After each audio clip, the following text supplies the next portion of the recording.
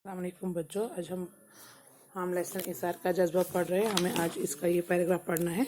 हम फिर यूं हुआ कि एक के बाद दीगरे उसके यहाँ दो लड़के हुए। पहले शीबा को क्या था, पहले शीबा को कोई औलाद नहीं थी, फिर उसने गोद लिया जैन को। उसके बाद अल्लाह ताला ने उसको अपने दो औलाद दिए, पहले एक लड़का उसके बाद दूसरा। जैन जिसे अब तक बेपना तवज्जो हासिल थी, अब आहिस्ता आहिस्ता बेतवज्जी का शिकार होने लगा। जो उन्होंने गोद लिया था बच्चा, उसका नाम था जैन। जैन को पहले बहुत ज़्यादा तवज्जो देते थे, लेकिन जब उसके अपने बेटे पैदा हुए तो उसने उसको अब कोई तवज्जो नहीं देती है, बोलते कि अब वो बेतवज्जी का शिकार होने लगा। पहले उसको बहुत ज़्यादा तवज्जो मिलती थी, अब उसको बिल्कुल भी कोई तवज्जो नहीं मिलती है।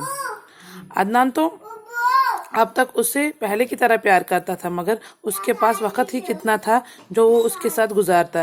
कारोबार की खेड़ों में वो सारा दिन मसरूफ रहता। शीबा की तवज्जो अब अपने बच्चों पर मरकूज थी।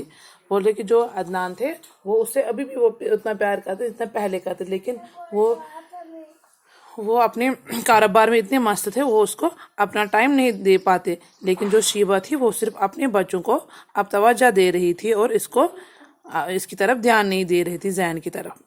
जैन के लिए अब उसके पास वक्त न था, अब वो उसको बिल्कुल भी वक्त नहीं देती थी। दूसरी तरफ जैन फितरतन इस कदर हसास था कि उसे ये तब्दीली बुरी तरह महसूस होने लगी। अब वो कॉलेज का तालिब इल्म ही नहीं, खासा समझदार भी हो चुका था।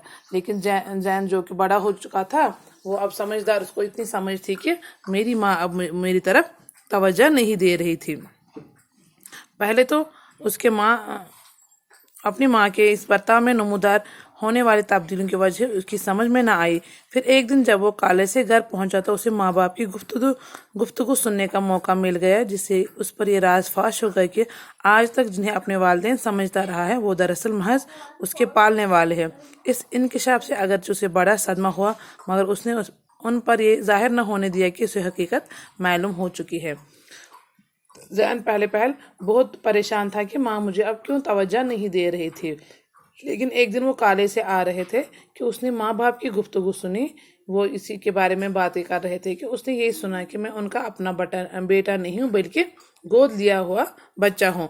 तो लेकिन हकीकत जानने के बावजूद भी उसने उनको ये महसूस नहीं होने दिया कि मुझे अपनी हकीकत पता है। माँ के बर्ताव ने जैन के दोनों भाइयों के मिजाज को भी मुतासिर किया और वो उसे अपना शरीक समझकर उसे नफरत करने लगे।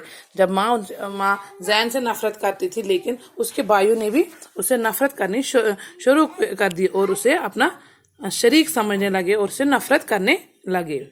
अदनान ने शीबा और अपने दोनों लड़कों को बहुत समझाने की कोशिश की।